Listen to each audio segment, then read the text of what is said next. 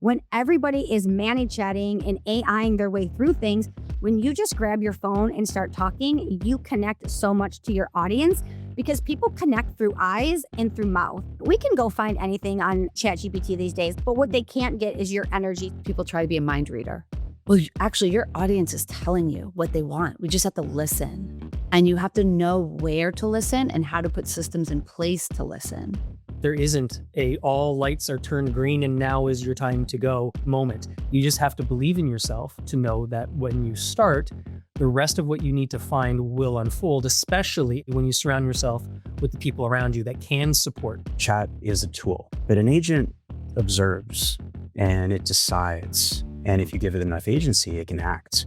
It's the difference between a calculator where you put an input in and you get an answer, and an employee. You have that autonomy with the power of AI for it to be able to do things for you. A lot of times people don't ask themselves like, okay, where should I actually be for the thing that I'm selling? Maybe LinkedIn would be a great place for them, or TikTok's a great place, or Pinterest long-term. Where does my woman who's 25 to 30, who goes Pilates every Wednesday, who does all these things, where does she hang out online, and doubling down in some of those areas? When are you actually holding yourself back from scaling? Because you need someone that has like senior level expertise, right? Maybe it's operations, maybe it's marketing, maybe it's sales. That's one of the signals that we do need that more senior hire. Now, to make your business sellable, and this can apply to you if you're wanting to sell tomorrow, a year from now, 10 years from now, it doesn't matter. But number one,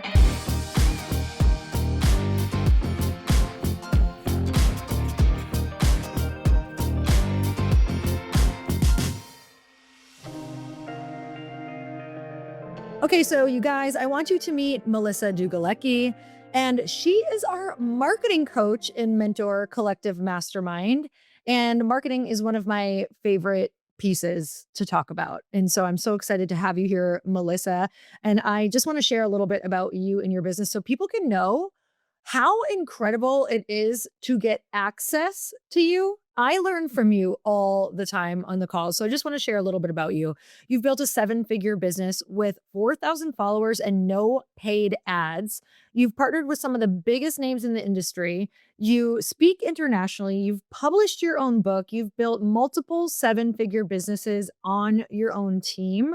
And it's been so fun to watch you grow even more in the short time that I've known you. And I think that that just shows how much you are able to grow and also help other people grow. And the reason that I think this is so important to also just talk about the businesses that you've built is I want everyone to know that we're not just hiring coaches who can kind of guide and help people through things. These are people who have built massive businesses on their own, and they're applying all of the things that are working for them and teaching you in your business as well. So Melissa, welcome to the podcast. I'm so excited to have you on.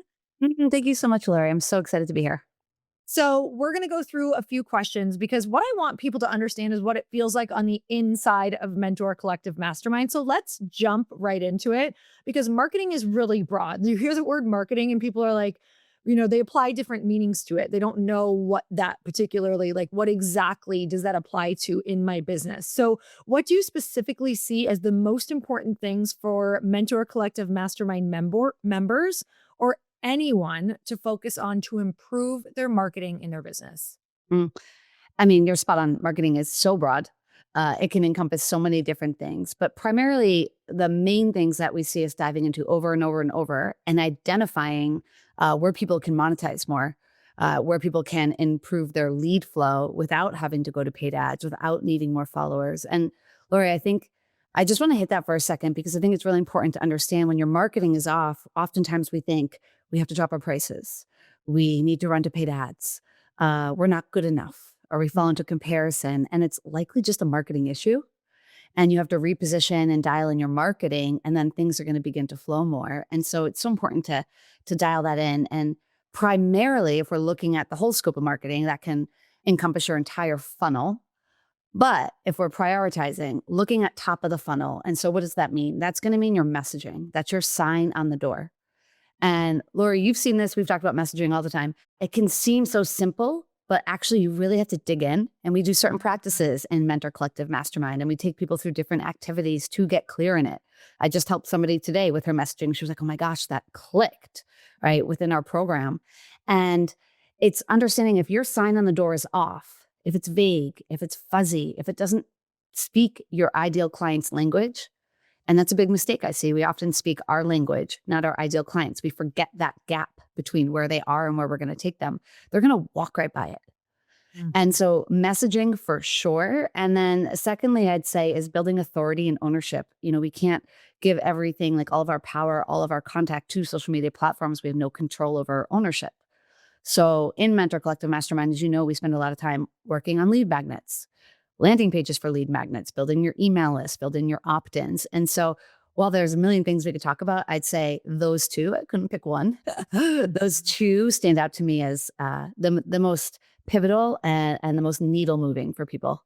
Something we say all the time in there is in everywhere, in every industry, there is not a whole lot that more eyeballs or bigger audience can't solve. And just like you said, a lot of times people are like, oh, maybe I should create something new. This isn't working. People aren't looking at my stuff on social media. There's so many little tweaks that once you get inside of a mastermind like this, other people's eyeballs are on it so they can help you. They can give you feedback. They can say, God, you don't need to start something new. Your program is actually awesome. It's just so confusing on how people are going to find you and who you are. That's actually one of the biggest things I see, Melissa, in there. I'm sure you obviously do too as a coach, is people will get on and I'll go to their Instagram and I'm like, I don't know what you do.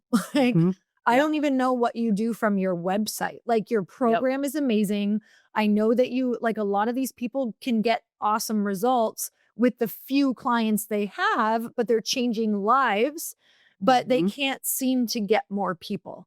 And so having someone like you in there who can go and look at a landing page, who can go and look at something and say, hey, you need to tweak this. You need to go do this survey to your people. You need to go learn more about your ideal client or go through this exercise so that now you can like really directly impact them and they can raise their hand and say, that is for me. It's either that is for me or that is not for me. We want something so clear like that. So I love, love, love that. And that is what you're so helpful with. Okay. So how does brand play into buyer decision-making and marketing strategy? Brand is so widely talked about and I think quite often misunderstood. So the way I coach it and teach it is I built my business with 4,000 followers because I had such a strong brand, but I didn't even realize it at the time. But brand identity is like creating a movement, is creating something that people are clearly a part of. They understand it. They want to join. It's not, fonts and colors. Those parts of a brand kit will bring your brand to life, but it's not the substance of your brand. And so we really work on, unique selling proposition is very commonly known. USP. What is your unique selling proposition? I really like to break down what is your UBP, unique brand positioning. Because as the industry has become more saturated, and everyone's like, it's too saturated. It's not. It just requires us to become a little bit more discerning, a little bit more ninja. And I mean, Alex Hormozy just said it on a recent interview. Cody Sanchez just said it on a recent interview. If they were starting over and they had to do one thing to focus on from scratch, what would it be? And both said build their brands.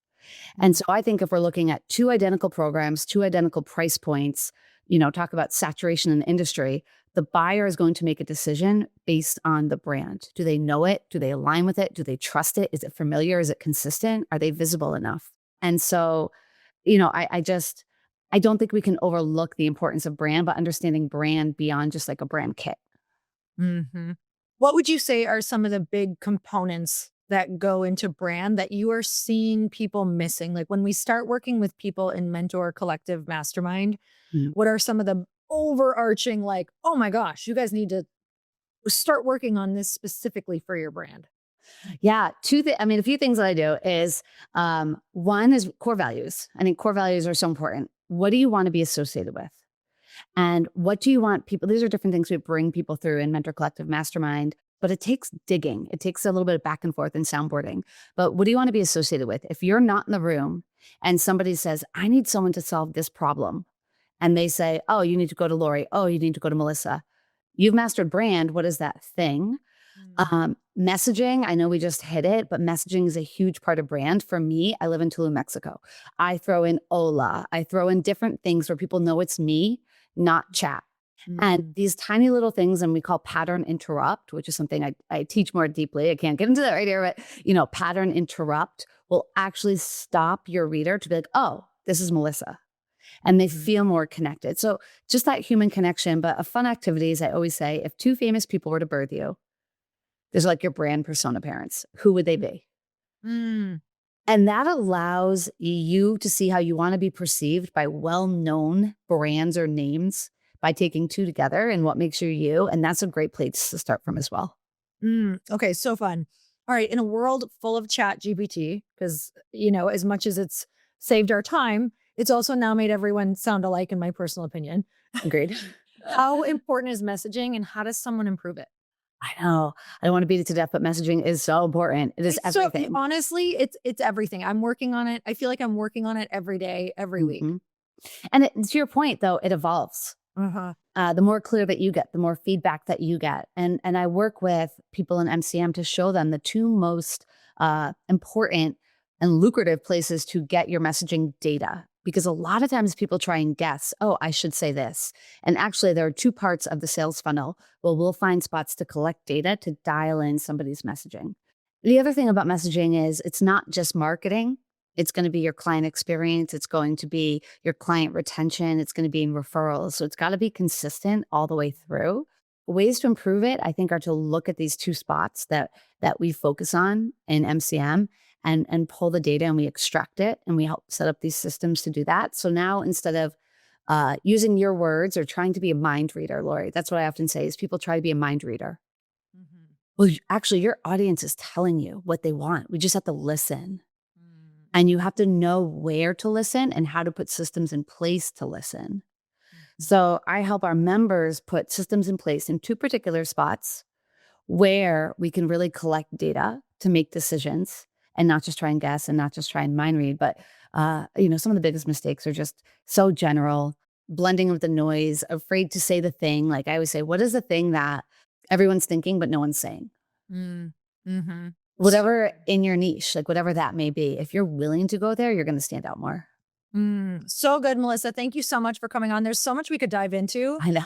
But the really cool part, you guys, is that you get access to Melissa inside of Mentor Collective Mastermind. You literally get to not only see her teach, but she comes on a lot of the she comes on the calls and answers questions as well. And you also get access to her with a 24 to 48 hour turnaround time on those questions in Circle, which I think is one of the coolest parts of this program is those on-demand answers during the week, which is absolutely incredible that you don't have to wait until another call to go and get your stuff looked at, to go and get your answers to everything. Yeah, the response time in Circle is a huge value add. I'm constantly breaking down landing pages. And to be honest, Lori, I ran a business coaching mastermind for 6 years. It ran 52 weeks a year, and it was very successful. And when I became a part of Mentor Collective Mastermind and saw that you and Chris, who have massive brand power, have so much expertise and experience, you weren't saying, well, we're gonna coach and do everything because we know it all. You said, hey, we're gonna get you really, really far. We're gonna bring everything we got, but we've actually hired all of these coaches to give so much value. I closed my mastermind and sent it to Mentor Collective Mastermind. That was I've never closed it in 6 years, but I saw that I've never seen anything in all my time in the industry and all the masterminds I've been a part of and seen and even helped my clients with that provides this level and this depth of coaching support. And so I just think that's also a testament to you and Chris and what you're on a mission to build. Well, I am so grateful you are in there. You have no idea. Your value is so insane. I learn something from you every single time you open your mouth. So I'm so grateful for you because we couldn't do this program without you and these incredible coaches. It wouldn't be what it is. So it's been just such an honor of my life and so much fun. So I'm so grateful for you. Thank you so much for coming on. Thank you, Lori. Alli and Matt, welcome to the podcast. Thanks, Lori. Be here. awesome. Oh my God. It's like a party, you guys. I've had a blast just with all of the coaches because they're also all in my life and you're also all friends. So this is so much fun. So I'm going to read a little bit about Alli and Matt because they are extraordinary humans and I'm so excited to share them with you. Alli and Matt Arruda are entrepreneurs, investors, accountability coaches, and the co-founders of Benchmark Fitness, a luxury fitness and recovery gym built on community. They've created a culture where health, mindset, and leadership intersect, helping ambitious professionals build stronger bodies, greater confidence, and consistent growth. Alli's also the creator of the International Girlfriends Walk, while Matt, a lifelong athlete, is passionate about fostering accountability and high performance. Together, they help high achievers raise their standards and build lives and businesses that reflect their fullest potential. Alli, I also know that you're helping people with visibility a lot right now, which is so incredibly exciting. But you guys, truly, we love having you in there because you build as a couple and you have such unique, diverse backgrounds and you're building personal brand and you have a brick and mortar and you're doing different courses. So you have a lot of perspective from a lot of different industries and building together in your business. And so in Mentor Collective Mastermind, you're also our accountability coaches and you MC a lot of you MC all of the calls. And you also host an incredible happy hour. You guys are like the heartbeat. I would say you're the prom king and queen of the Mentor Collective Mastermind, which is so much fun because this program has taken on a life of its own because of all of the incredible humans in there. And I would say that every single person, especially you guys, just have a heart of wanting to help and serve people and see them win. I've never actually seen two people be such giant cheerleaders for people, hold them accountable and want them to win. So we're going to talk a little bit about the questions, some of the main questions that you see in there. And so we'll just roll from that. So why do high achieving entrepreneurs still struggle to follow through even when they know exactly what to do? I think a lot of it actually does come down to accountability because Lori, I'm sure you have this as well. Matt and I definitely do, where we have lists, we have post-it notes, we have calendar reminders, and we can have all of the to-dos and all of the reminders at our fingertips, but it takes the accountability to put the action step in to getting that shit done. And having someone like an accountability coach in your corner that's not only going to hold you to that standard to complete the thing, but also be as a reference point, directing you to the person or the coach in this case that's going to help you and get that task completed sooner. And we say it all the time that the quickest way to advance in your business and grow is to be in a mastermind. And Mentor Collective Mastermind is so unique because they have access to all of these different coaches and industries to help them navigate these challenges or these to-do things that are on their list. And it all starts with having that accountability. And something changes when you put out there what it is you're going to do to multiple people hearing it. So Yes. these touch points that we have, whether they be hosting calls or hosting happy hours or sending out weekly accountability email reminders and DMs, these are all different touch points to have them say out loud multiple times the things that they are going to be responsible for. And the way in which they take it more seriously, and you know this as well as anybody else, what you do to show up for somebody else is typically a hell of a lot more than what it would be for just you showing up for yourself by yourself. So the accountability component of this, whether you want it or not, drags you up into a higher level. Yeah, I can honestly tell you everything that I've done has been through a mastermind, through accountability, through my peers, and through coaches. And, something that I didn't know about myself and that I didn't really realize about humans until you get into groups like this is exactly what you said, Matt. Like, until we start putting it out there, the level in which we start showing up and playing when we don't want to disappoint people, when we want to be the person that we say we are and that we say that we want to be, it is like, I will run through a wall in order to not disappoint people. And you guys are incredible accountability coaches in that program because you do hold people accountable, but in such a empowered way, not in like a, you said you were going to do this, why aren't you doing it? It's like, come on, this is who you want to be. This is what you wanted because you have that amazing fitness background too. It's such an empowering coaching style. Like, I love it. And it's so powerful because it gets people to where they want to go. People always shout you out in the groups. like as a huge reason why they're reaching their goals is because they have you guys to answer to and you're constantly reminding them. And whether they like getting those emails or not, checking in. Did you do the thing you said? And then also to have you guys shout them out on the calls in front of everyone. I will run through a wall for edification. And I think that that's been such a beautiful thing to be recognized in the group by you guys all the time. So I love it because you're the eyes and the ears where Chris and I can't be sometimes. And it's so powerful because it brings us up to speed of everything that's going on with everyone and where they're at with their goals. So what do you guys think is the difference between motivation and accountability? And why does one create lasting results while the other one doesn't? The difference between motivation and accountability is obviously motivation. It's on you essentially to have to come up with it every single day. You're the one, whether you're feeling sick, you're feeling like you've got kids or whatever other obligations pulling you a million different ways. It's you that has to dig down deep that effectively gets you from point A to point B. Whereas accountability, we become your partners. We become a bit of your ride or dies where we understand what your goals are.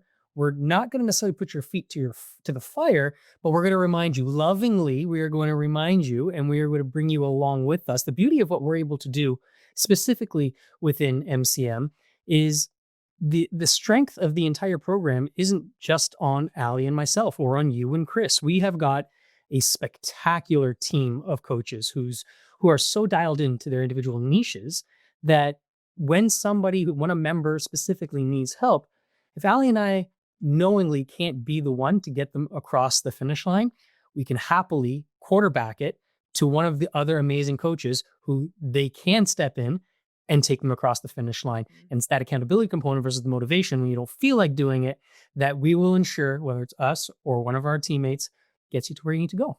We see it a lot in the accountability coaching group that, as you said, Lori, visibility is a big thing in our MCM community. And I can confidently say that if you tell me you were going to post 3 times on Instagram in a week, we're watching. I will go check your Instagram and I will lurk until I see all 3 posts. And the success rate of that has actually been pretty good. So I'm confident in what I'm saying. Yeah, exactly. We love a lurker. We love a positive lurker. Okay, so you guys also really help people like with their physical health as well, because I think that is such a massive, I know it's a massive piece of entrepreneurship. You're only going to be able to go as far as your energy is going to carry you. And if you are not feeling good, if you don't feel good in your body, if you're not taking care of yourself, your business can't, like you can't run on empty. There's no possible way. And if you're not feeling good about yourself, you're probably not going to go and do the things that are required, take the risks, put yourself out there, be more visible. So how does physical health directly impact business growth and leadership capacity? We think it is such an intersection of growth, not only for the success of how you're going to grow and evolve for yourself, like your body, but how that energy is going to be poured into the success of your business. We are the first ones to say it, that movement is such a priority for how we start the day, because then we can show up as better versions of ourselves for our calls, for our team, for our communities, but also for the content that we create. It is how we are going to fuel that energy. And seeing some of the conversations that we have had in the MCM community surrounding that, and even rewiring how people think about movement, even if it is just like getting a goal of 10,000 steps in a day or out for a 20-minute walk between Zoom calls so they can clear their mind and just have a fresh slate for how they're going to pour into the content that they are going to create after all of their Zoom calls. That it really is this co-creation of stimulating your mind and body through fitness, and how that is also going to help you grow and evolve with your business. The correlation between not necessarily being fit, but all of the habits it takes to consistently show up when you don't feel like it. And that's the part that I think so well mirrors what the entrepreneur journey is. You're going to show up, you're going to get through it. In the middle of it, you're going to hate it. It's hard. You might be sweating and crying and all the other things that entrepreneurship sometimes looks like. But at the end of it, you're never going to regret it. And that feeling of accomplishment and that heightened feeling of focus, these are all things that you bring with you into what you go do once you're done doing what you did within the gym walls. I can't think of any, I really can't. I can't think of any high-level entrepreneur that we look up to, that we've worked with, that doesn't feel that looking after themselves first, I mean physically, which then leans itself to the mental component, that isn't a huge priority of their day and weeks to set themselves up for success professionally thereafter. I think it ultimately comes down to discipline. Yep. We have to be disciplined to do hard things in the gym when it comes to moving our bodies. I always use the example of pull-ups, but it's discipline that is going to make us better in the gym. And it's discipline that is also going to make us better in our business. Show up right. Your show up rate, because Absolutely. you're going to solve shit if you show up.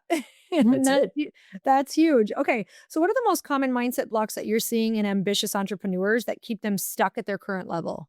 Visibility is a big thing that has been coming up, and people starting to realize that, oh my gosh, yes, it is absolutely necessary, but it's intimidating, or it is for sure that imposter syndrome, that thing is so sneaky and it comes up so often.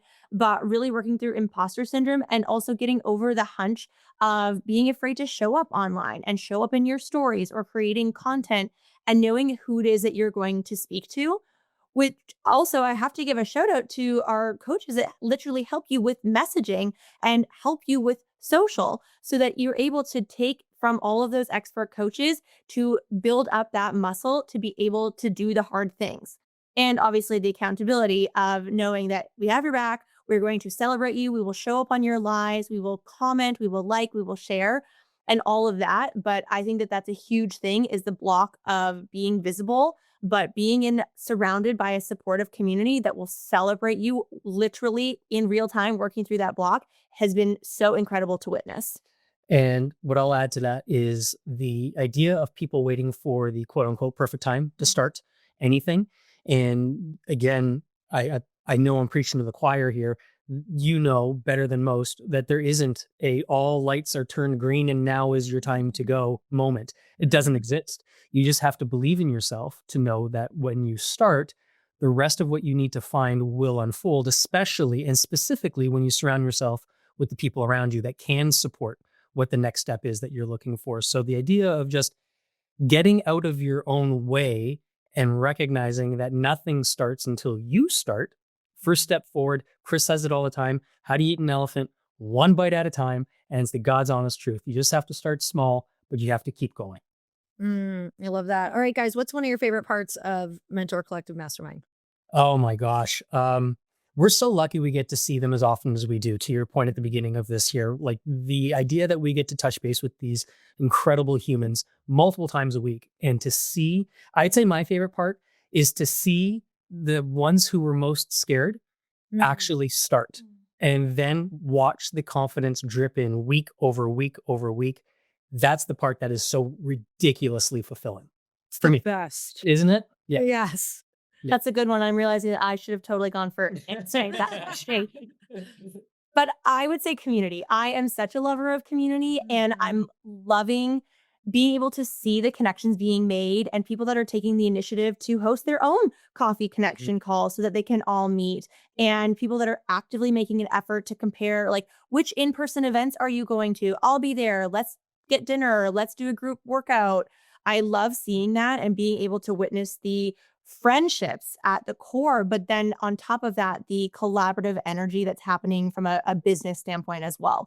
It's finding your people. There's nothing like it. The amount of just fear that subsides when you meet other people doing the same thing, that normalize the conversations that you're having, compared to, like, we've all talked about this, when your family's like, oh, what's that thing you're doing? Or are you really sure you can do that? Or friends that are like, oh, that's cute, or judging you. And a lot of times in entrepreneurship, you lose friends because you have to go all in, and it's challenging. So I love that you guys cultivate so much community around, like, hey, we're having a different conversation over here. This is normal. Like, how could we connect? How can we be friends and do something business wise together? And I think that is so much fun, because when you're built to be a builder, you are built a little different than most people around you. So it really is awesome to find your community. You guys host so many calls where people really, really get to drop in and become friends and talk about these things and move through them together. So you guys, I'm so grateful for you both. Like, you've just been the most insanely amazing addition, and to get to do this with friends is life-changing for us. So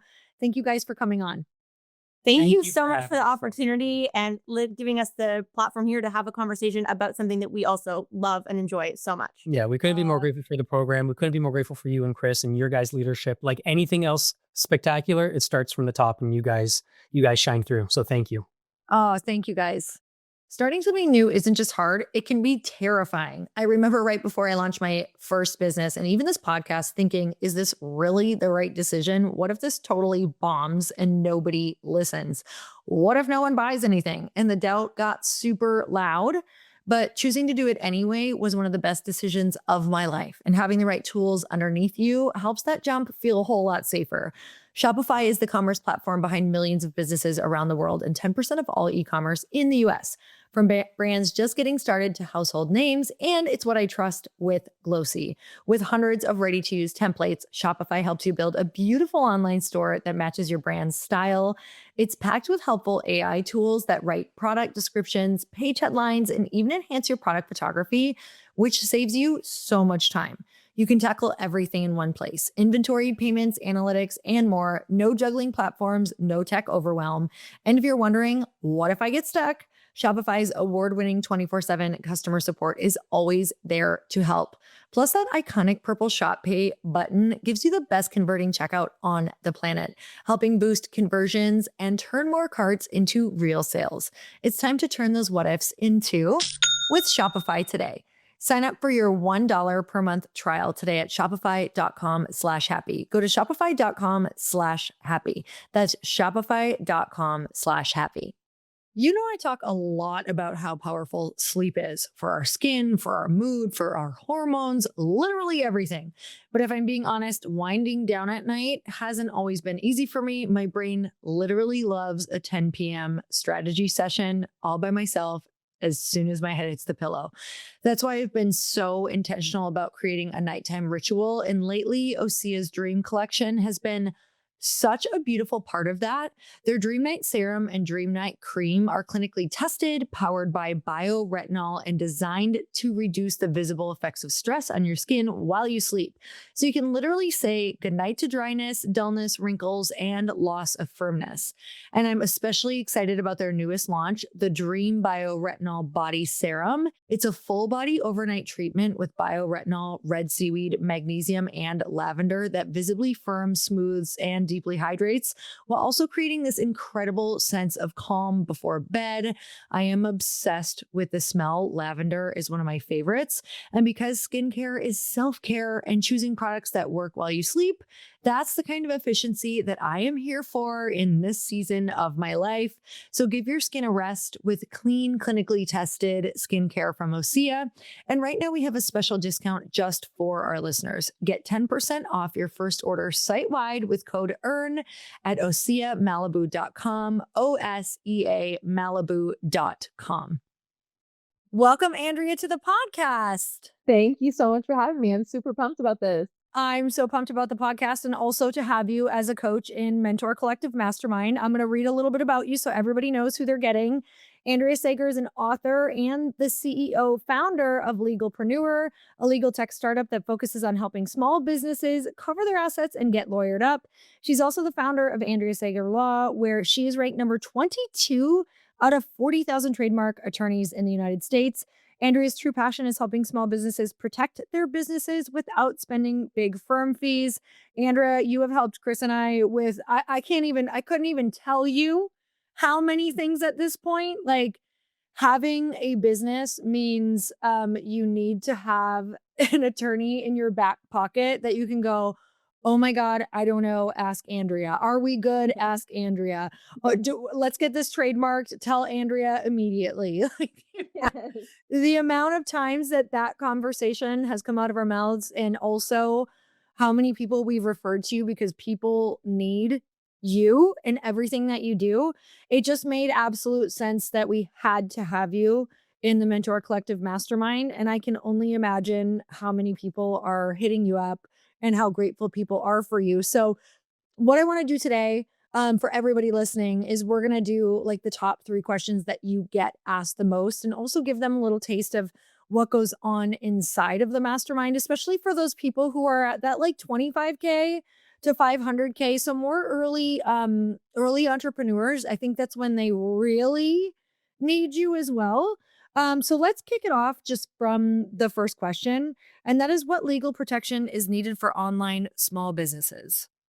Yeah, so this is the biggest question. And I just kick it off right off the bat. Every member of the mastermind gets our business audit for free. So that's where we go in and just dissect your entire business. And then we tell you line by line, hey, you need an LLC for this, or hey, you have an LLC. This is when your renewal is due, or hey, you need this done to make sure your LLC is up to date.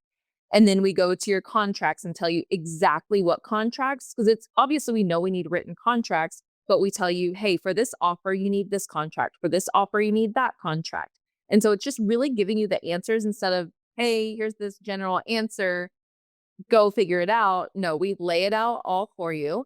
And then we go to your intellectual property and tell you, hey, these are the trademarks you have. These are the copyrights you have. This is what you need to do with it. So we really just lay it all out there, because I come from big law and I did not enjoy being billed out for every second of my time, and even people had to pay just for the information. So I've always been a firm believer that, hey, you shouldn't have to pay for information.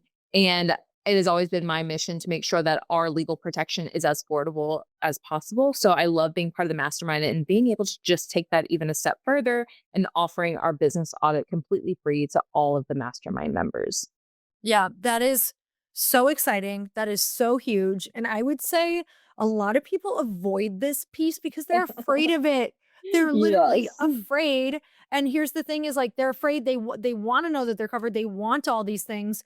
But I think sometimes it just takes someone like you being like, hey, it's okay. Let's go look at it. Let's go figure it out. Yeah. And then when you're on the other side, like, honestly, the most empowered place you can be is knowing you're covered. It's almost like it gives you way more freedom to, like, run and grow. Oh, absolutely. Because most of the time, business owners aren't aware of the subconscious fear that they have, because they're afraid to be seen, because they know, hey, I'm not legally protected, or I don't know if I'm legally protected. And so they're stumped from growing and they have no idea why.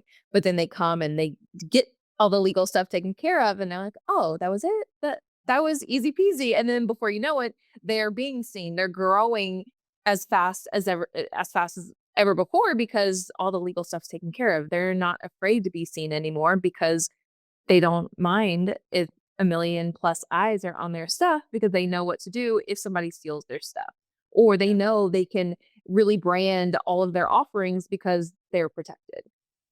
Yeah, I think the beginning with that is just, I actually wish we would have had it a lot sooner. You know, we had started in business when this wasn't even a conversation. You really operated without a lot of this stuff in the beginning. And I just remember, especially because I was in the fitness world, I was just like, oh God, am I doing everything right? Like, how do I know? And you're scared to spend money on it because Right. you also don't have a lot of money in the beginning. Exactly. So it's so powerful, what you offer in there. It's crazy. Okay, question 2. When is the right time to trademark, and, like, what should we even be trademarking? Yeah. So trademarks are your brand identity. So think your brand name, your logo, your slogan, your podcast name, any offering name, anything that has a unique name within your business likely can be protected with a trademark.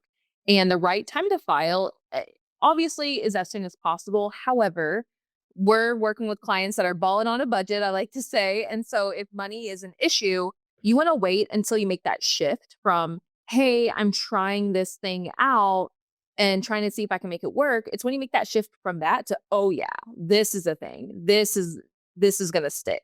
When you make that transition, that's the latest you want to file that application. Because right now, when you file a trademark application, it takes over a year to be registered.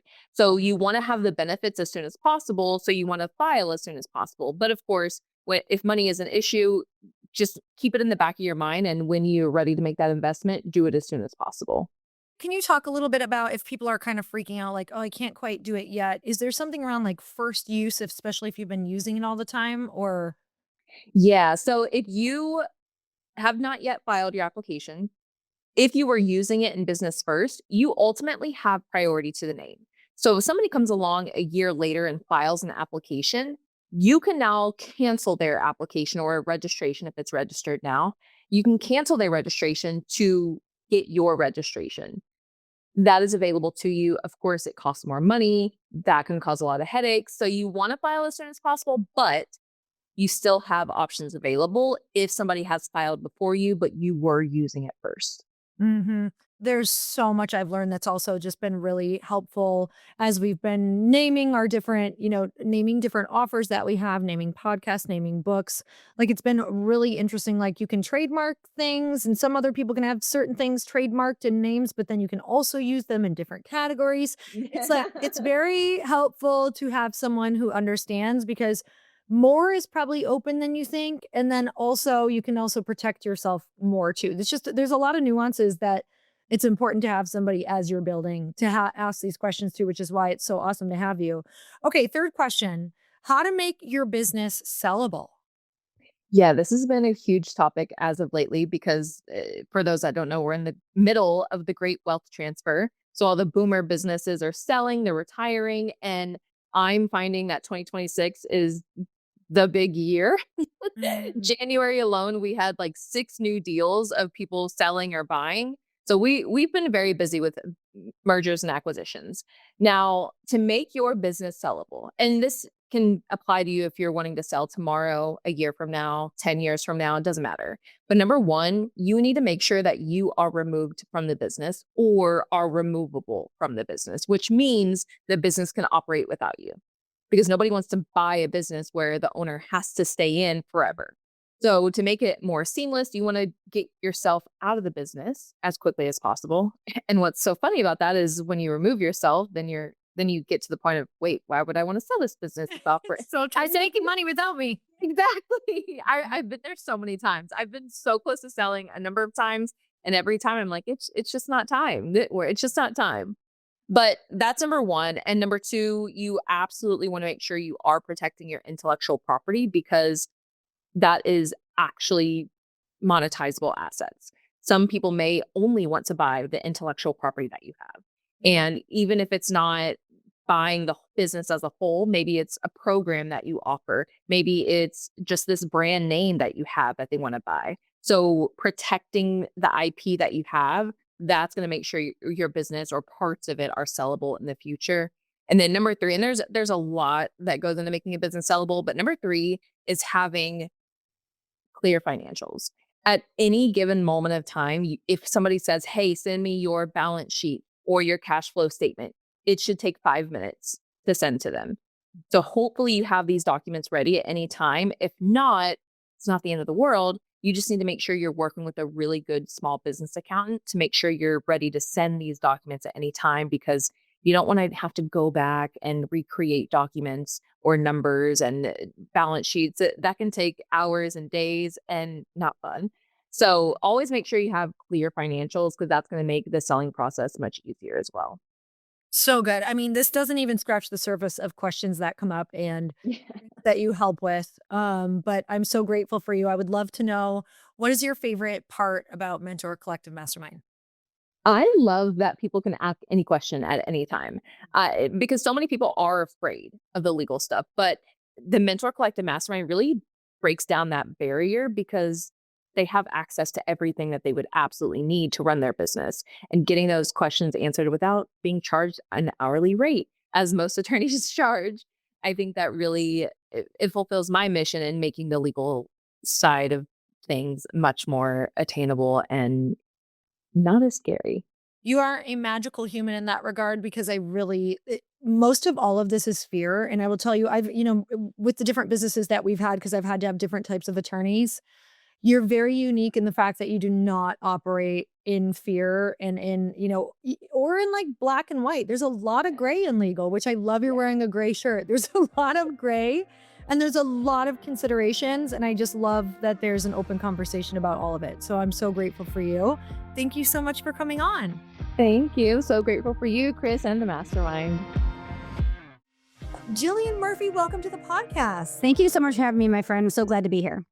Okay, you're one of my favorite people to jam with, because I love sales. I think you teach a woman sales, you teach a person sales, and they're good to go for life, truly. It's like the best thing. And you are an absolute ninja when it comes to sales, especially in the DM. So I'm going to read a little bit about your bios. People can know who you are and one of our incredible coaches in Mentor Collective Mastermind. So you are a sales and marketing leader with nearly 25 years of experience driving growth across multiple industries. Jillian has worked with major consumer brands like Boom Chicka Pop and Health Aid, Kombucha. Those are some of my favorites, helping create marketing and things that truly convert for them.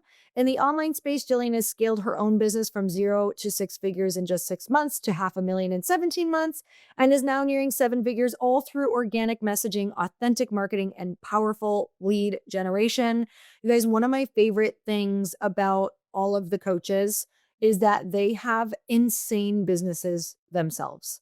And so I've been in a lot of different programs, and I will tell you, people have gotten assigned to me who have never run a business in their life to be a coach of mine or an accountability coach. And the coolest part of Mentor Collective is it's like, Jillian, you are doing this every day. You're in the rooms, you're in the DMs, you're putting on the sales trainings.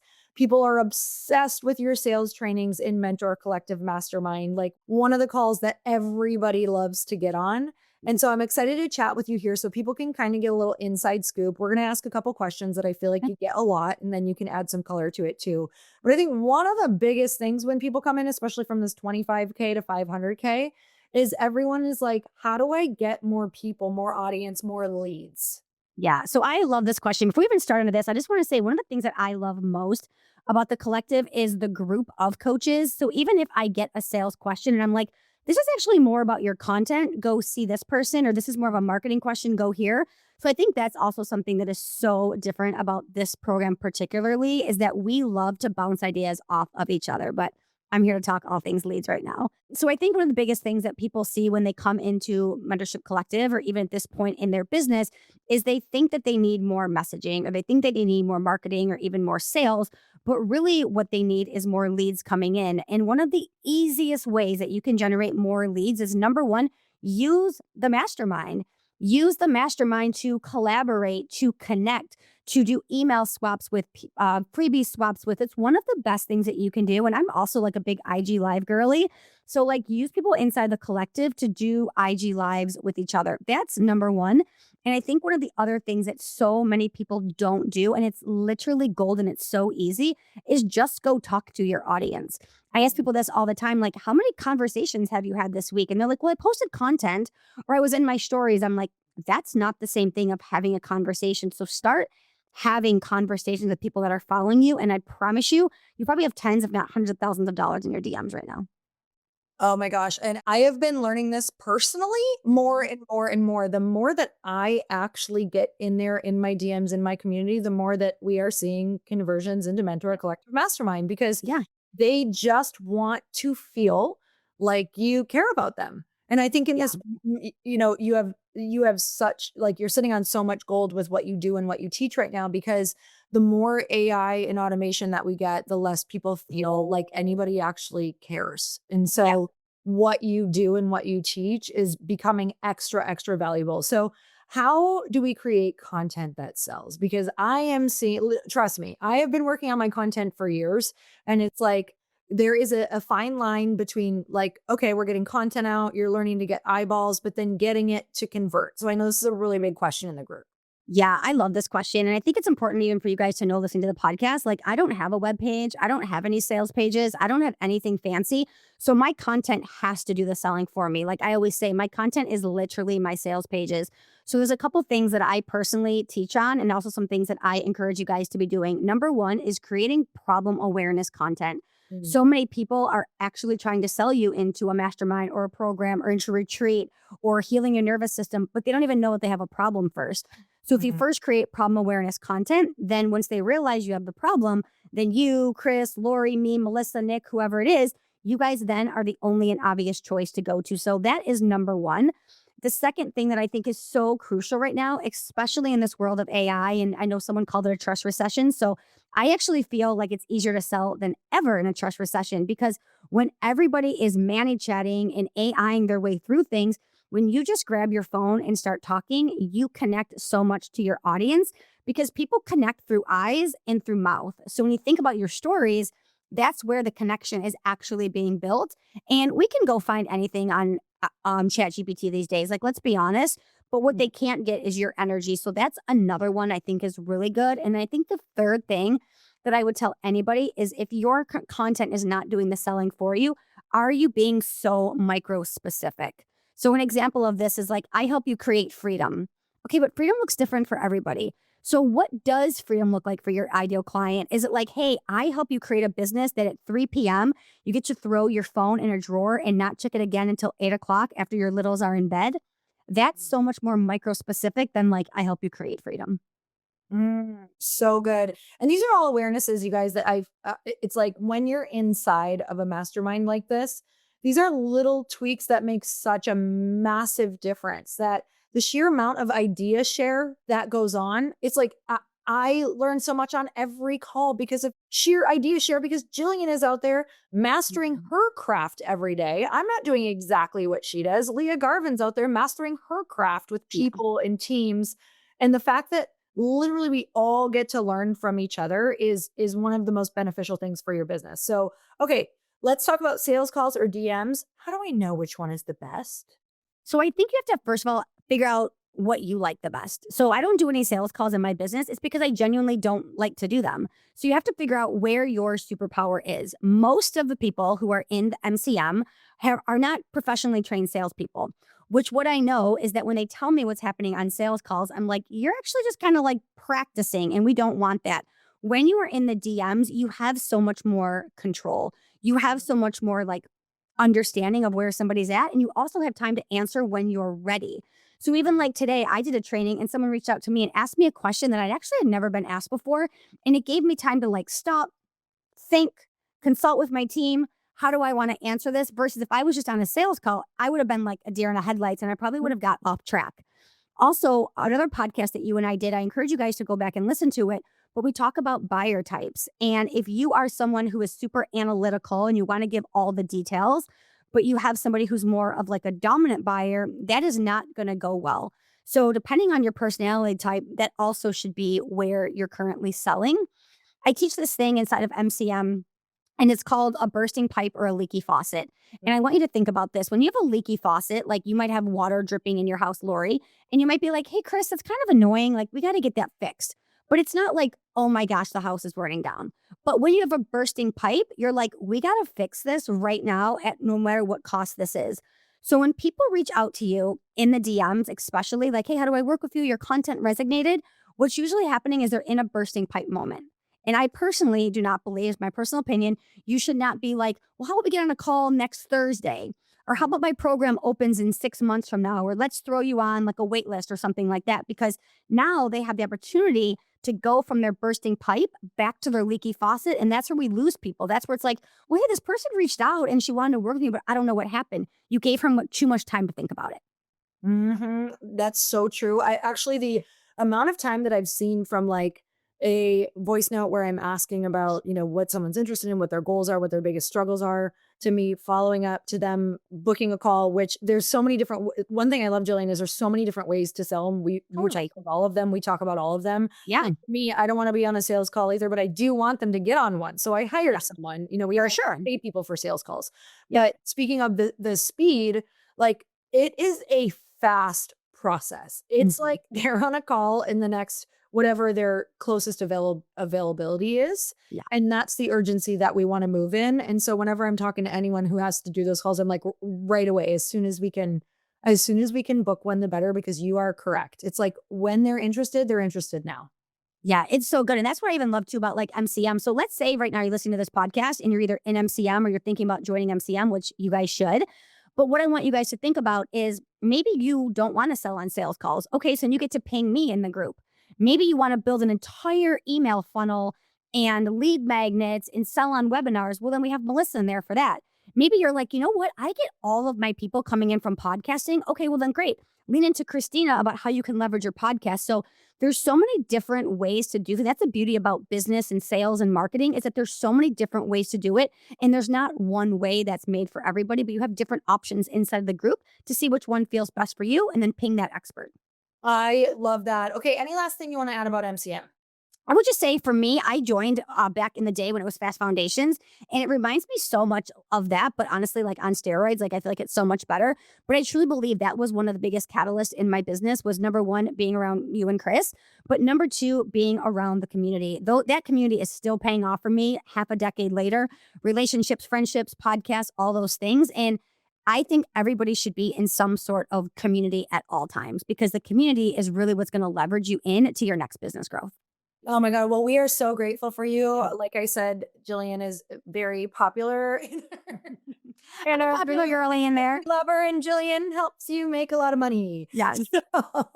Great. I mean, amazing teacher, incredible personality. I've gotten to know you for so many years, and I just feel so blessed to be in your circle and have you in there. Like, you are such a gift. I could not do what you do. So thank you so much.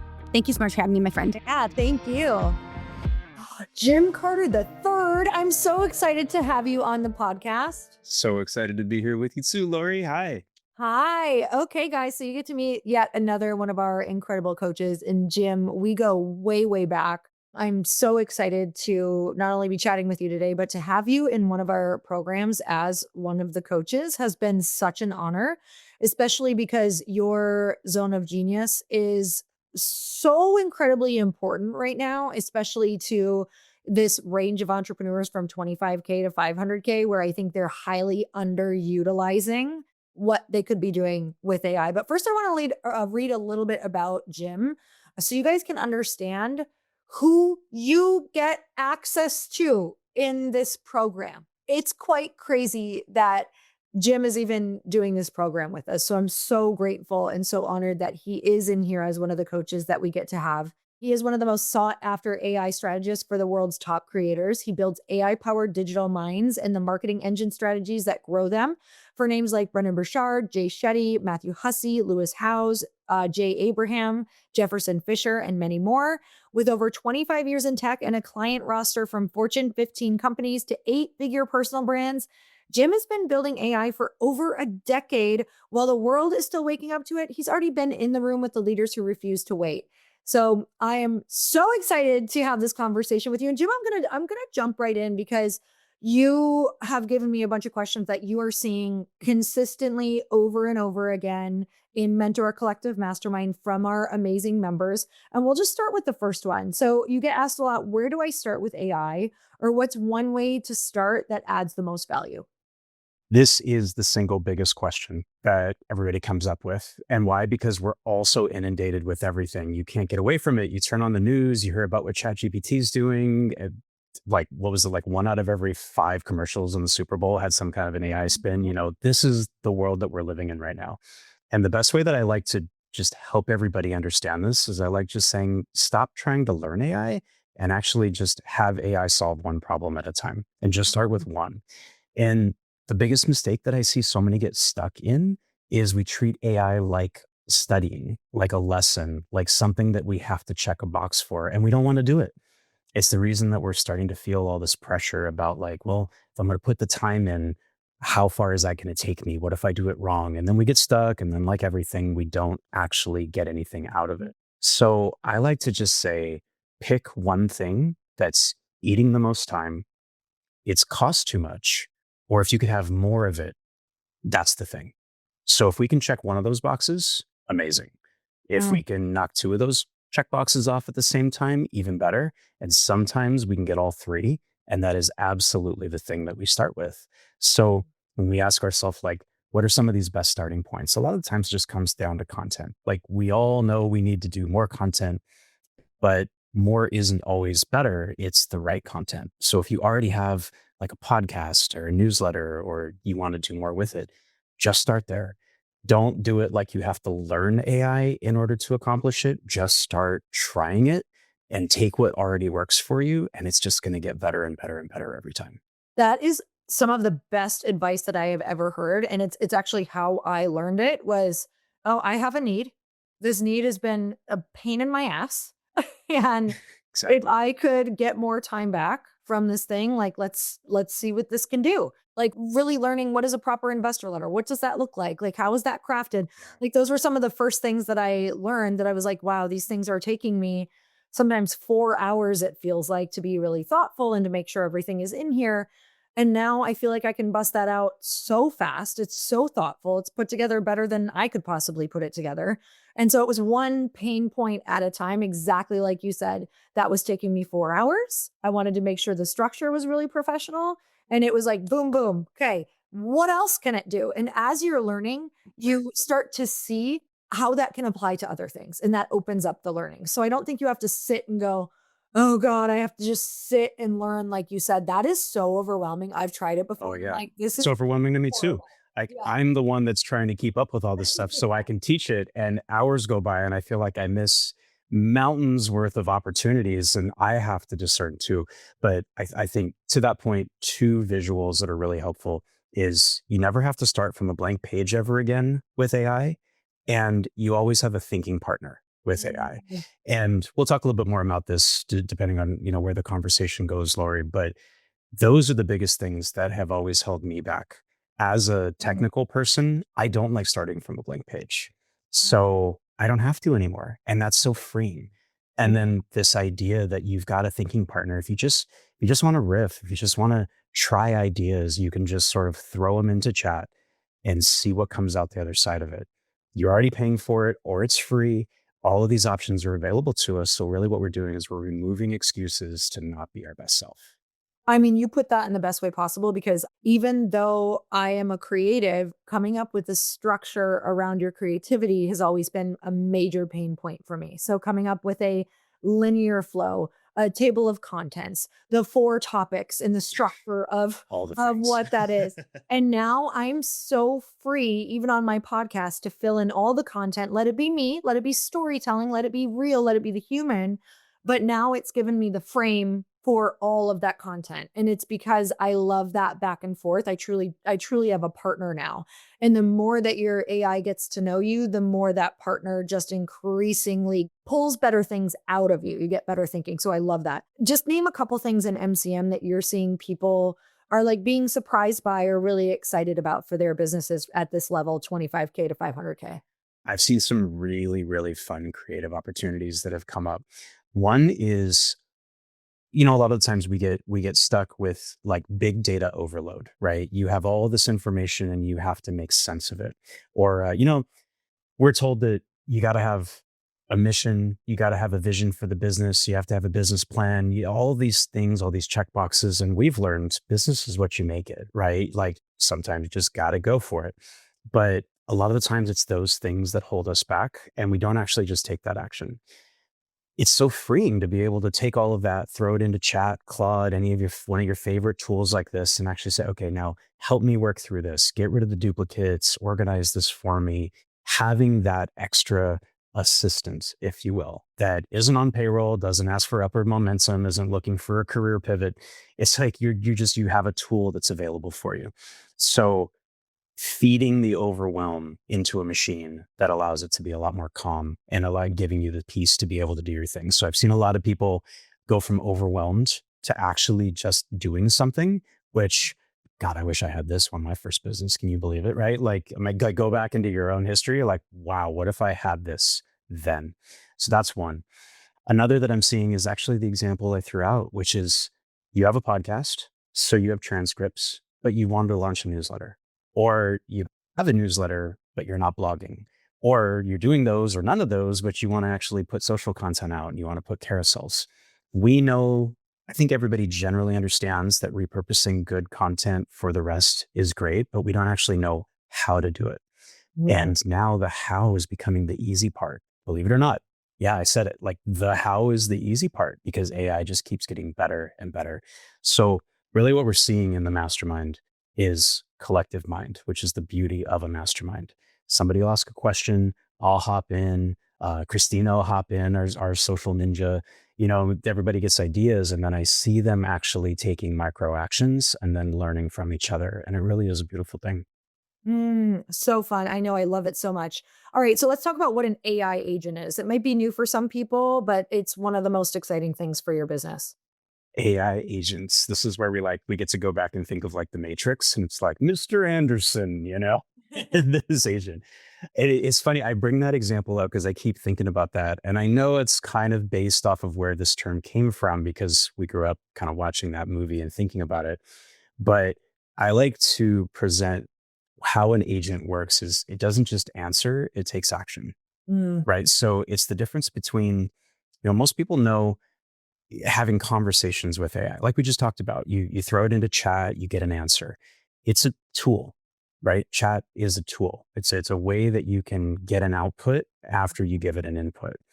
But an agent observes and it decides. And if you give it enough agency, it can act. So it can even act on its own, actually. And it can do it within guardrails, and you can set your own preferences and your own safety net for what you want. But it's the difference between a calculator where you put an input in and you get an answer, and an employee, which is you hire someone for a specialty and you get out of their way and you let them go. So an agent really is where you have that autonomy with the power of AI for it to be able to do things for you. That is insane. I'm It very is. excited about it because I've been hearing about a lot of people who have them and love them. Just for, I mean, literally, just even the simplest task for me is I just want to create an AI agent for my email who can respond back about, all of these different small details, podcasts, all of the appointments, all of these different things that I could literally get it trained and never worry if I'm missing something again. Yeah. That's insane to me. And that's the simplest. That's the simplest thing These are the table stakes opportunities now. We're recording this around February in 2026.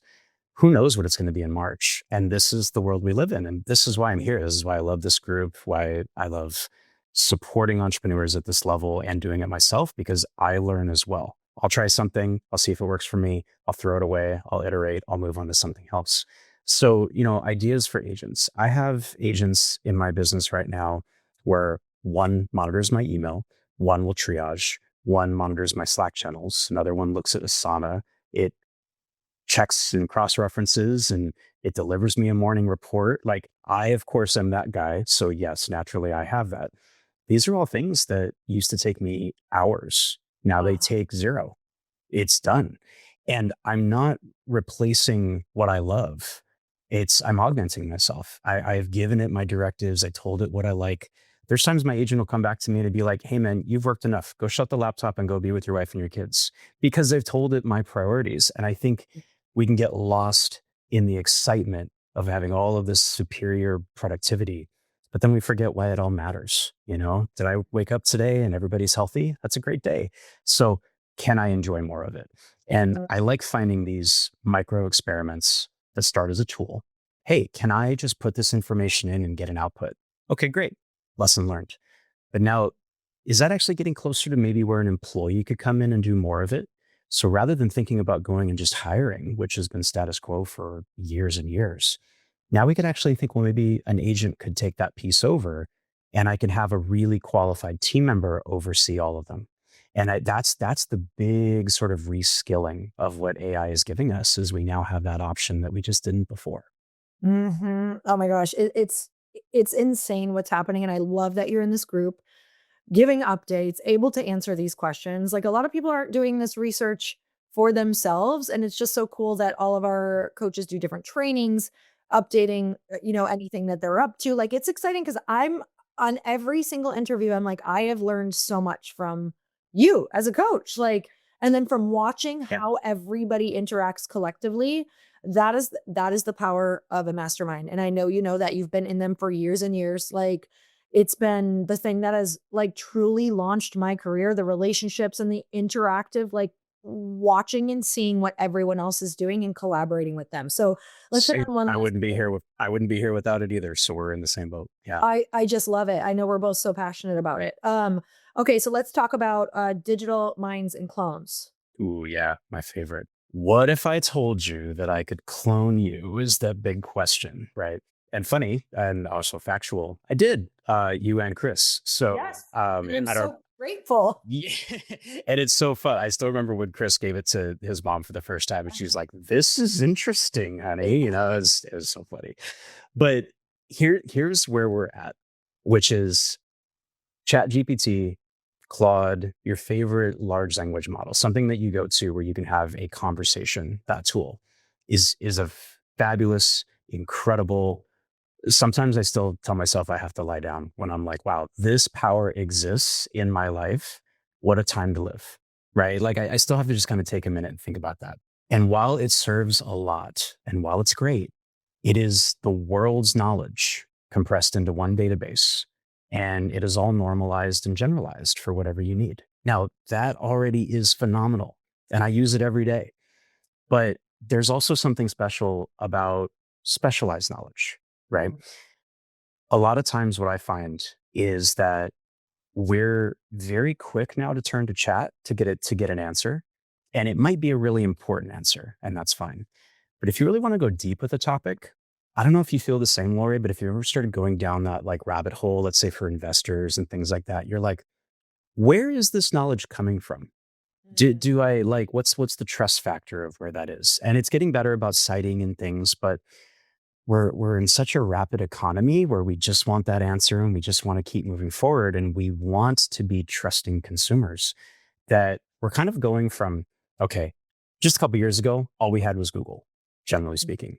Then all of a sudden we have chat, and now we're like, wow, this is amazing. And now we're starting to get a little bit greedy and we're like, okay, but is that actually the best answer? Am I going too fast? And we start asking those questions. The reason I tell this story is that's why I'm so passionate about working with the biggest creators in the world to be able to augment them and give them an ability to be able to serve their people in a way that they never would be able to themselves. We've gone from like one-to-one to one-to-many to now many-to-many, where these AI agents can come alive and be able to serve people with specialized knowledge. So when you're in MCM, one of the benefits that we have for the group is that you get access to Chris and Lori's digital minds. So I can ask you, hey, well, look, hey, AI Lori, what was that one podcast where you spoke to Jim Carter and you talked about that thing? And it'll come back, oh, here it is. And we talked about it. You can ask that at 3 a.m.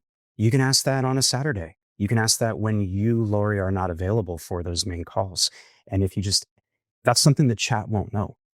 So it opens up this ability for us to be able to have these deep-rooted, very meaningful conversations with the minds and the expertise that we love in this world. And we're building an asset that can outlive us. And between the impact of that, the scale of it, it just checks all the boxes for me. And I just love it so much.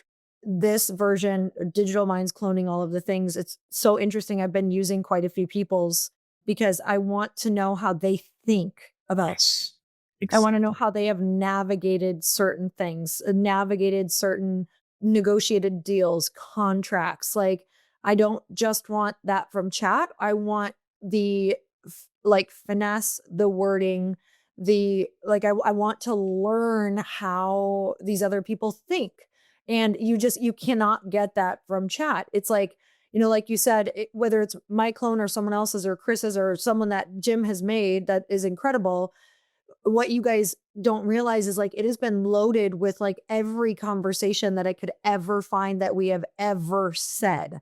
So you're going to get not only, how we think, but you're also going to get the wording. Like if you're like, oh, how would I learn how to interact with these people? Like, what does that look like? And I think that is one of the coolest things about it is just learning kind of like the languaging and how people interact.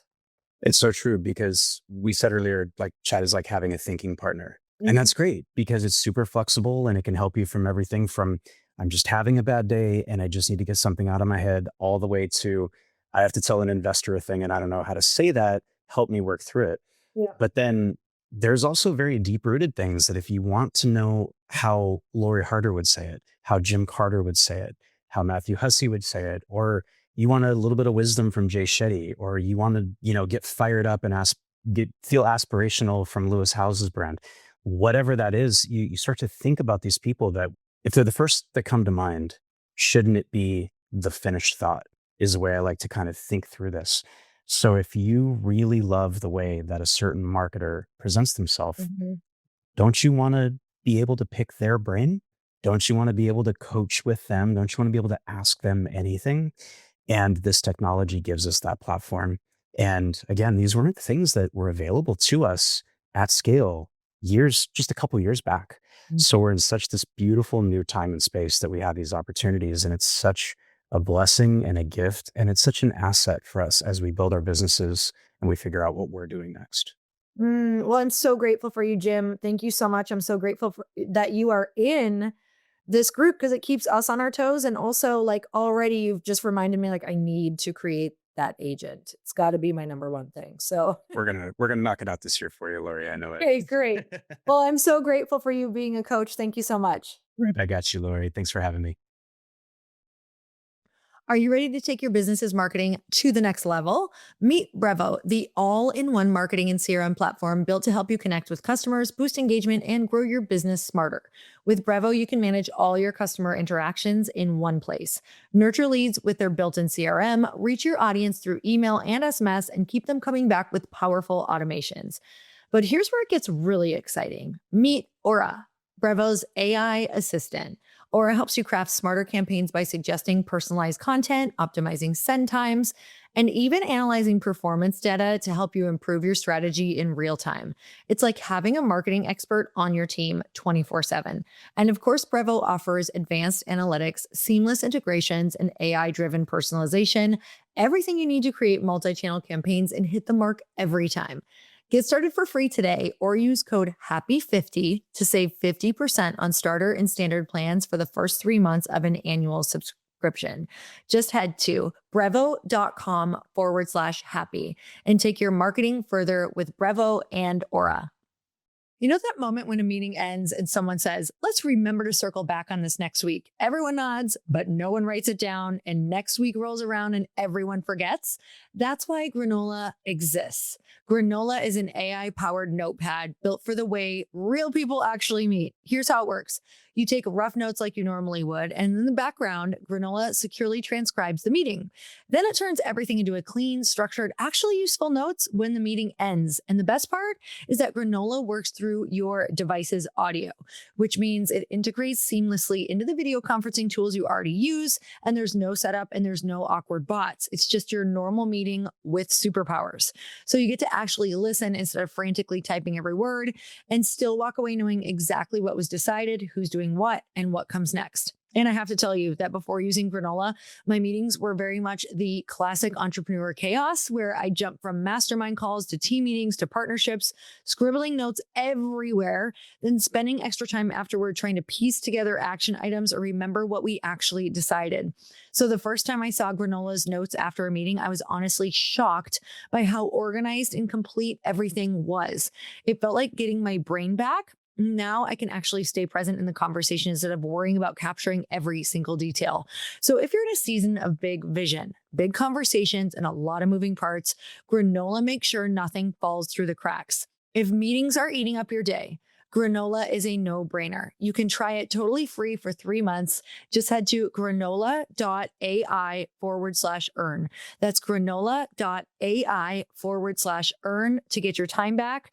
Get 3 months free at granola.ai/earn. Kristina, welcome to the podcast.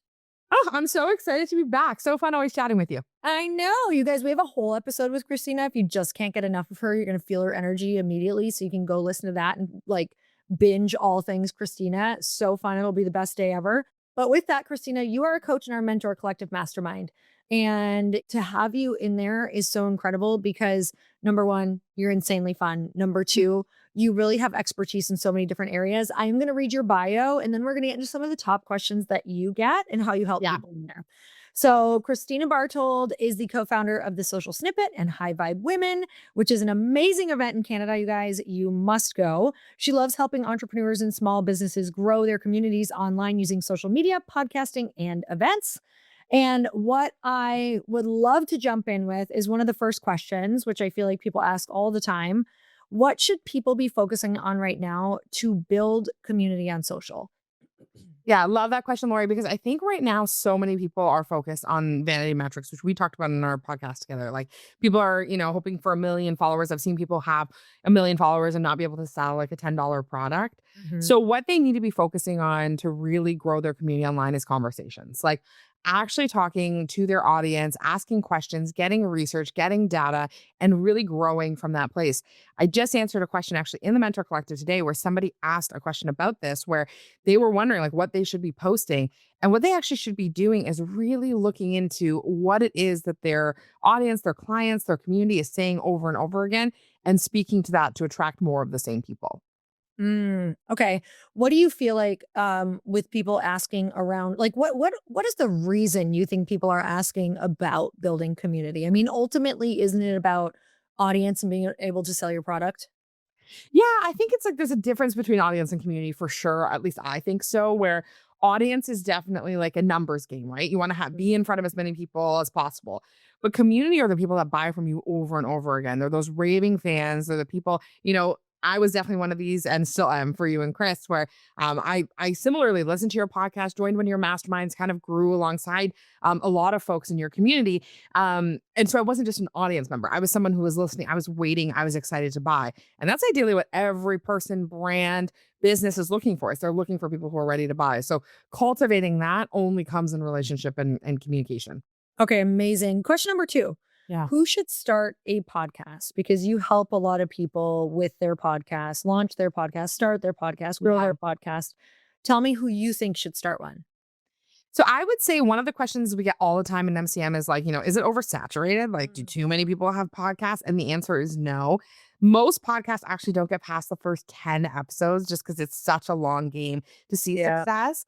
But even as you know, Lori, like it is one of the most impactful ways to get in front of your audience. And I think if you have a message on your heart and you have a version of your story you love to tell, if you love to talk to people, if you love to talk about your craft, then you are someone who should have a podcast. I was somebody I have a podcast called Community.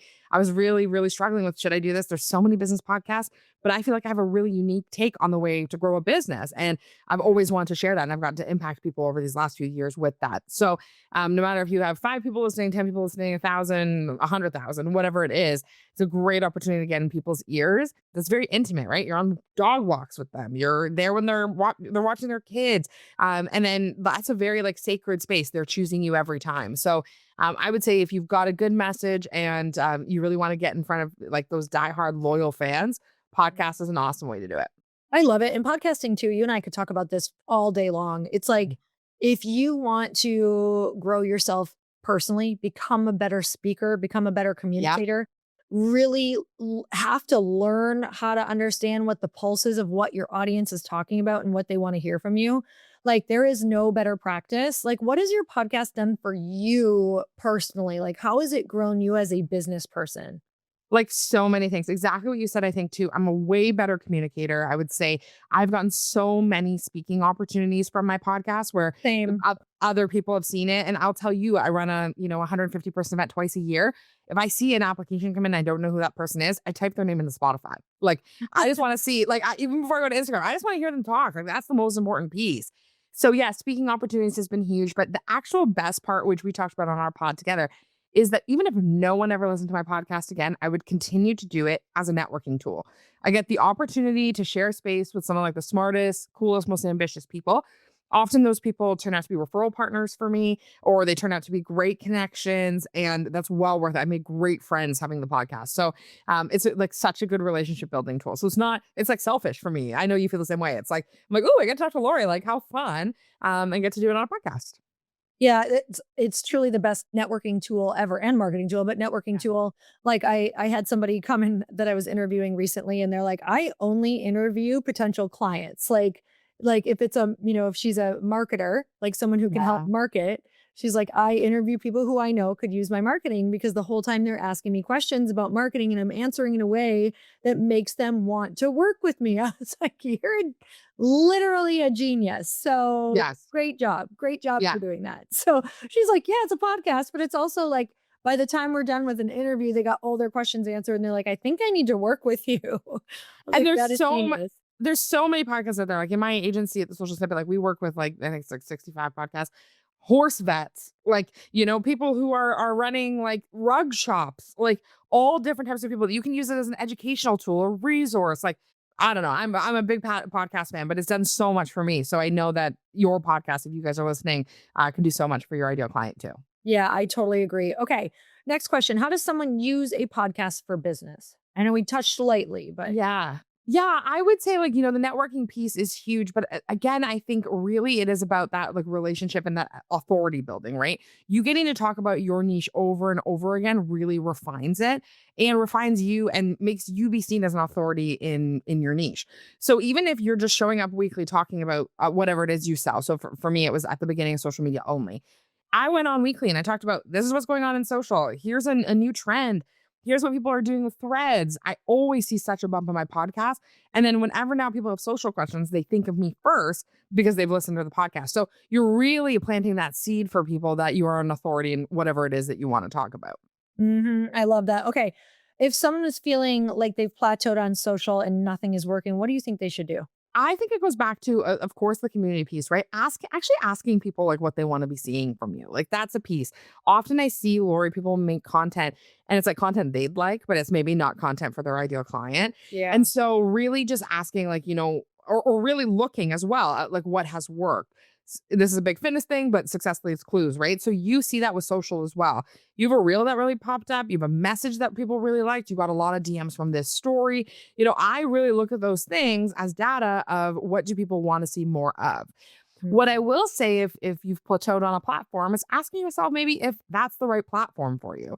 A lot of times people don't ask themselves like, okay, where should I actually be for the thing that I'm selling? They like Instagram, so maybe they play over there, but maybe LinkedIn would be a great place for them, or TikTok's a great place, or Pinterest long term. So actually asking some of those questions about like, where does my woman who's 25 to 30, who goes Pilates every Wednesday, who does all these things, where does she hang out online, and doubling down in some of those areas. Give me an example just for people. I'm trying to bring them with this podcast right into being a member in Mentor Collective Mastermind. What does that kind of look like for them when they engage in a conversation with you? Just even right down to like how they're answered. Yeah, one of the things I love about Mentor Collective is that I love the really how much the coaches like pour in. And like even today, somebody asked a question and they were like, "Hey, I'm looking for Jillian's sales brain, Kristina's social brain, Melissa's marketing brain. Can we like do all three of these? Will you guys all pour in?" And all three of us gave our different perspectives on something we were thinking of. So I think when it comes to the Mentor Collective, anyone who's maybe going through that question of like, what platform should I be on? There's a lot of expertise in the room, not only from the coaches, but there's a lot of community in the room around, hey, I've seen this really work, or I have a friend who's tried this, or this has really happened. That's the beauty of a mastermind, right? And Lori, that from your years of running them is that, if you guys listen to my episode with Lori, I got started in Fast Foundations and that skyrocketed my business. And this is a similar model. And so I'm so honored to coach, but why I'm so honored is because I've seen the power of how many of these opinions and perspectives are able to really propel people fast, which is so beautiful. Thank you so much for that. Last question, shameless plug for MCM. What do you love about it? Oh my goodness, what don't I love about it? It'd be easier. But personally, what I think is the most amazing thing about this, I've never seen this anywhere else online, is how much the coaches, how much perspective they have, how many different perspectives there are, and how many different levels of expertise they have. So if you're struggling with your team, you have someone ask. So you have Leah. If you're struggling with the law, Andrea struggling with the law. If you're Can you get me out of jail? yeah, you're posting on Circle. Maybe. But if you're struggling with AI, Jim, and to have access to all of these people that individually charge hundreds and hundreds of dollars an hour for coaching, it's unheard of, right? So even for me, sometimes I'm like, isn't it appropriate if I post a question to Jim? I've not done it yet. It could happen, but it's really an amazing, amazing community. And I think what's even more amazing than the coaches is how much camaraderie is in the room. And sometimes that's the most incredible part is who you're going to meet. I know people are joining really for your energy and Chris's energy and the coaches, but the people around you could be the people that really make or break your business. So yeah, it's amazing. Well, you guys, you're going to love meeting Kristina. Truly, it's so much fun. It's so much fun building with you, and I love having you in there. So thank you so much for coming on. Oh my gosh, such a blessing. Love being part of the community. Yay. Thank you. All right, Leah, Garvin, welcome to the podcast. Thank you so much for having me on. I'm so excited. I'm so excited. Again, you guys, Leah is one of our incredible coaches in the Mentor Collective Mastermind. She is known as the team whisperer. She brings experience leading team operations. She's done it for Google, Apple, Microsoft to help business owners get out of the weeds and scale their businesses. She's a 3-time best-selling author, international keynote speaker, and leadership advisor featured in Fast Company, HBR, CNN Business, and beyond. And Leah, I'll say, you've been also in our Elite Entrepreneur Mastermind, and you're probably one of the most hired and called upon people in that group, along with our Mentor Collective Mastermind, because I don't think people fully understand how important people in your business are until they're really, really in it. And I also think it's a highly overlooked place where people lose money and make money. So we're going to chat a little bit about what you see inside Mentor Collective Mastermind, who you help most, and kind of what businesses you also help. But I would love to know some of the top questions that I think get asked in there. And I know that you had helped kind of curate some of these questions, but how do people know when to hire someone for their team, especially at the Mentor Collective Mastermind kind of place that they are in their business, which that is 25K to 500K that we're helping in there? Yeah. So, like you're saying, I think that's probably the top question I get is how do I know when to hire? I think it's terrifying, right? If we're maybe making our first hire, it might be a VA or an executive assistant or an OBM. And so we're wondering, how do I hire someone I'm never going to meet in person, right? Or maybe we're at the 500 range or beyond and we're saying, I need a more senior person to really maybe be my right hand or my, to someone to really take on a whole function. So I think first it's really scary because when you're hiring someone, you have to pay for something before you have a lot of that certainty, right? And so I think some of the ways in which we know when are the right times to hire is when we are really doing, first and foremost, it's when we are trying to do everything. We're doing stuff that's really outside of our skill set. So we're doing the video editing and the copywriting and the emails and stuff like that. But we're supposed to be like a coach, or there's, dance studios and coaches and recruiters and all sorts of businesses in MCM that, really the best use of your time is not writing your social media captions or, you know what I mean? Or even sending your invoices, or maybe it's booking you on podcasts, right? So first I would say is when you're being pulled in all the details. And then for that more senior hire, it's when are you actually holding yourself back from scaling, because you need someone that has like senior level expertise, right? Maybe it's operations, maybe it's marketing, maybe it's sales. And you know that it's not just picking a couple admin tasks up here and there. And so I think when we're really wanting to take that step function in our business, that's one of the signals that we do need that more senior hire. What would you say that process looks like when people reach out in MCM? Are they just like, I have no idea. Here's all the things I'm doing. What are some of the questions you ask around that? Yeah. So usually I ask, where are you spending most of your time? And I actually like to look across it at 3 buckets. Like, what are you doing because nobody else, can do it? What are you doing because you actually like it, but you shouldn't be, And then what are you doing that you really should be in that zone? And so we sort of look across, well, how are you spending your time? I think for the more senior level one, I'll ask, what is your roadmap for your business? Where are you trying to go? Where are you trying to get to with this person? What are the expectations you have for them? Because that's one of the real follow-ups is like, hey, let's bring on a person. What are they going to be doing? And that's like the second biggest question folks ask me is like, okay, great. I've hired someone. How do I know they're doing the right things, that they're doing a good job? Like, how do I figure that out?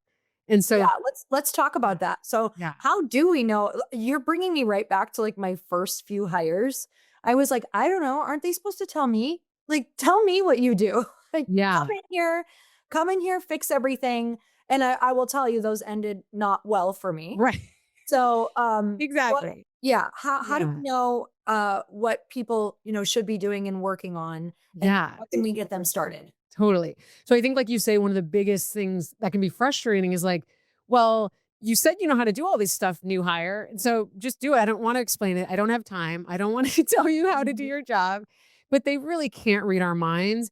And so we have to write down, really map out the job description. What do we want them doing on a weekly basis or monthly? How do we know that it got done right? So maybe you're giving them brand guidelines or templates or examples. Some kind of expectation setting is really, really helpful so that the person knows, okay, I know how I did it in this other company, but maybe it's not how you wanted it.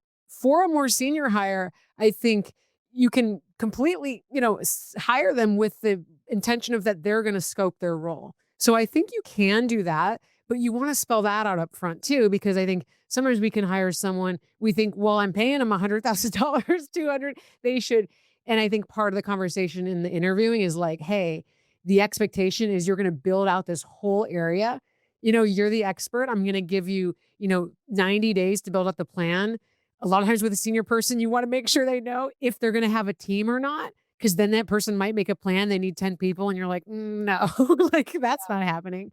So we want to really set the expectations on what they're doing, what success looks like, and what support they'll have.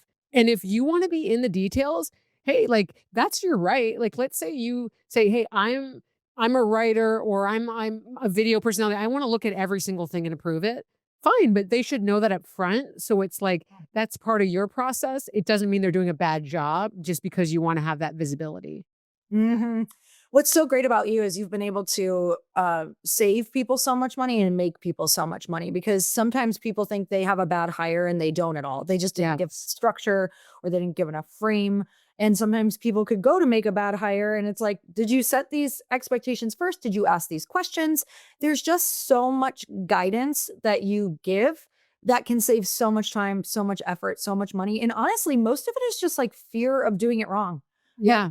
A lot of fear around doing it wrong, building up the wrong team, not hiring the right people. Where do I hire? Where do I look for these people? Yeah. And that's the other cool thing about MCM is like, you also get to kind of ask other people in there. Yeah. You have a great VA. Hey, do you know a great ops person? And it's really incredible that a lot of people are so fractional now. A lot of hires are so fractional that whoever they love might be able to take you as well, which is exciting. Yeah. Right, so last question, how do I deal when people aren't performing? Because I feel like this is like the eternal question. Exactly. Well, I think you hit the nail on the head. A lot of times we think someone's not performing, but we actually haven't set expectations and we definitely haven't given feedback. And so my answer, and you'll see it at MCM, is, okay, well, what feedback have you given that person? It's usually like, no, I just don't like it. Yeah, I don't want them to get mad. So usually we have it. And then if they have given feedback and maybe the person got defensive, it's like, okay, well, what expectations did you set? How do they really know that this was or wasn't it? So we know it's time to fire someone once we've set expectations, once we've given the feedback, and then the person was defensive, or they said, oh yeah, got it. And then they totally didn't fix it. Or, they're trying really hard, but hey, like it's not their wheelhouse. Like, I think that's kind of the harder one when you have someone that's like passionate and they're trying and they're really open to feedback, but it's like, like this isn't for you. So we determine that after we've had these follow-up questions.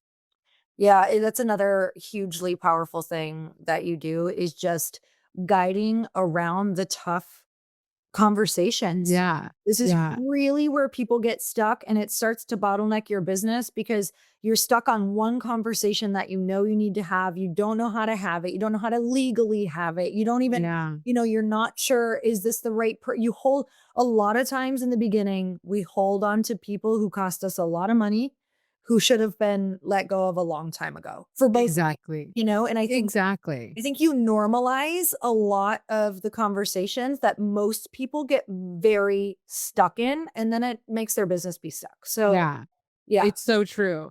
And I mean, I've seen, like you say, I've had clients that they came to me after spending $200,000 or $300,000 on a person that cost them so much money, and they replace it with someone that then starts to 10x their business, right? Wow. So like you say, the wrong person can cost you so much. And I think the right person working on the wrong things too. Like you said, rehiring is expensive. It's time consuming. It's a pain.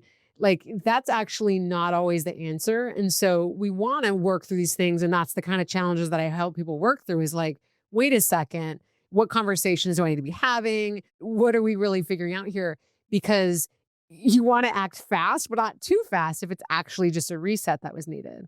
Oh, I love that. All right. Is there anything else that you want to share about MCM? I think, we've calling it the most supportive mastermind out there on the planet is like an understatement. I think, so many of us as entrepreneurs, we are thinking every day, like, am I doing this the right way? I'm sitting in my house at my computer, or maybe I'm traveling to an event after the next. And I'm just like, where are my people? And where do people understand what I'm going through? And how do I get these answers that I can't find? And to have all of that together, the coaches, the community, the accountability, the celebrating of wins, where it's what you have to find in like 15 different communities out there, all rolled into one. And I work with a number of folks both in the mastermind and externally now, and everyone says the same thing is like, I just get 10x the value that I put into it. And they're so excited to be a part of it because the energy is so high. And that's the last thing about online communities. Sometimes it's like, oh God, like, is anyone going to respond to my question? Or is anyone going to like care that I'm here? And like, people are so supportive of each other. Like it becomes like this kind of 10x factor because every new person that comes in brings that same energy, and it kind of pulls it out of you, which makes it easier to participate and engage. Oh, I love hearing that. And I love it. I feel the exact same way. Like I say this with everyone, but every time you speak, Leah, I learn something from you. I truly do. And every time I get in these groups and I get on the calls with everyone, it's so collaborative. And I will be the first person to say the magic is in the fact that there's so many people who are in their zone of genius and skill set. Like Chris and I alone could never create anything like this. Like we get to just say, hey, you know what? I'm not the people person, but Leah specializes in this and sees it every single day. And it's almost like they literally get their own team of advisors. Yeah. You would have to spend so much money in order to get all of these people on an advisory board for yourself to be able to do your business. So it's really mind blowing. And I'm so grateful you're in there. Like thank you. Any room that you're in is a much better boom, let me tell you. So I'm so grateful. I appreciate that. Well, I would love to give a free tool before I leave. So folks can take advantage of that. So, how do I know my team members are working on the right things is another one. And so kind of thinking about, well, what level of detail do we want? We don't want all the tasks, right? I want to know what are people working on, what they got done, and what they're doing next week. So I created this snippets template, which is my, like, everyone's favorite tool that I have because it gives you this bird's eye view of like, yes, people got their work done. Here's some wins and what's coming next. So if you want to check that out, it's at leahgarvin.com/snippets. And it's perfect for whether you have a VA, one team member, or like 20 team members. It really scales up and down for whatever you need. Amazing. You guys go check that out. And Leah, thank you again for coming on the show. Thank you so much.